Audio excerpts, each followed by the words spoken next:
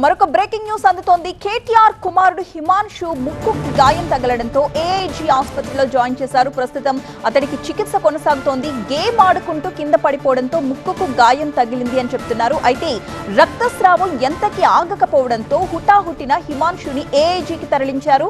ప్రస్తుతం అతడికి చికిత్స కొనసాగుతోంది. మనవడిని చూడడానికి ఏఐజీకి చేరుకున్నారు కేసీఆర్. ఆడుతూ గాయపడ్డాను, కోలుకుంటున్నాను అంటూ హిమాన్షు ట్వీట్ చేశారు.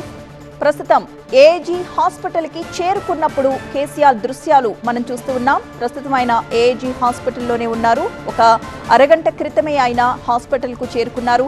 మనవడిని పరామర్శించడం కోసం కేటీఆర్ కుమారుడు హిమాన్షుకి ప్రస్తుతం ఏఐజీలో చికిత్స కొనసాగుతోంది.